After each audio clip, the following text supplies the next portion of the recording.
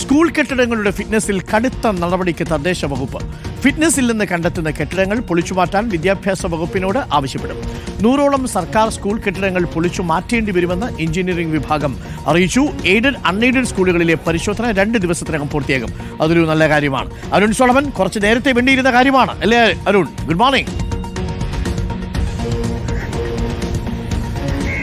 Good morning Arun. തീർച്ചയായിട്ടും, കാരണം നേരത്തെ വേണ്ട ഒരു തീരുമാനമായിരുന്നു. പക്ഷേ ഒരു ദുരന്തമുണ്ടായപ്പോഴാണ് ഇപ്പോൾ തദ്ദേശ വകുപ്പ് അടക്കമുള്ളവർക്ക് ഉണർന്ന് പ്രവർത്തിക്കാനായിട്ട് കഴിഞ്ഞു എന്നുള്ളതാണ് നമുക്ക് മനസ്സിലാക്കാൻ സാധിക്കുന്നത്. എന്തായാലും നേരത്തെ തന്നെ ഈ വിഷയവുമായി ബന്ധപ്പെട്ട് ഈ കൊല്ലം തേവലക്കര വിദ്യാർത്ഥി ഷോക്കേറ്റ് മരിച്ചതും തൊട്ടടുത്ത് ആലപ്പുഴ ഈ സ്കൂൾ കെട്ടിടത്തിന്റെ മേൽക്കൂര തകർന്നതുമായി ബന്ധപ്പെട്ട് കടുത്ത നിലപാടുമായിട്ട് വി ശിവൻകുട്ടി രംഗത്തെത്തിയിരുന്നു. തദ്ദേശ വകുപ്പിനെ രൂക്ഷമായ ഭാഷയിൽ വിമർശിക്കുകയും ചെയ്തു. ഇതിന്റെ അടിസ്ഥാനത്തിലാണ് ഇപ്പോൾ തദ്ദേശ വകുപ്പ് കടുത്ത നടപടിയുമായിട്ട് മുന്നോട്ട് വന്നിരിക്കുന്നത്. വരുന്ന ഒരാഴ്ചക്കുള്ളിൽ തന്നെ മുഴുവൻ സ്കൂളുകളുടെയും ഫിറ്റ്നസ് സർട്ടിഫിക്കറ്റ് പരിശോധിച്ച് നടപടിയെടുക്കും. ഇതിൽ പ്രധാനമായും ഈ പഴക്കമേറിയ കെട്ടിടങ്ങൾ, അതായത് സ്റ്റെബിലിറ്റി ഇല്ലാത്ത കെട്ടിടങ്ങൾ പൊളിച്ചു മാറ്റാനുള്ള ഒരു നിലപാടിലാണ് തദ്ദേശ വകുപ്പ്. ഇത് സംബന്ധിച്ച് സ്കൂളിനോടും അതുപോലെ തന്നെ വിദ്യാഭ്യാസ വകുപ്പിനും തദ്ദേശ വകുപ്പിലെ സ്ഥാപനങ്ങൾക്കും നിർദ്ദേശം നൽകുമെന്നുള്ളതാണ് നമുക്ക് അറിയാൻ സാധിച്ചിട്ടുള്ളത്. മറ്റൊന്ന്, ഈ പഴക്കമേറിയ കെട്ടിടങ്ങൾ നിൽക്കുമ്പോൾ തന്നെ ചില സ്കൂളുകളിൽ പുതിയ കെട്ടിടങ്ങൾ സ്ഥാപിച്ച് അവിടെ വിദ്യാഭ്യാസം നടത്തി വരികയാണ്. അപ്പോൾ ഈ പഴക്കമേറിയ കെട്ടിടങ്ങൾ ഏത് നിമിഷം വേണോ തകർന്നു വീഴാവുന്ന ഒരു സാഹചര്യമുണ്ട്. അങ്ങനെയുള്ള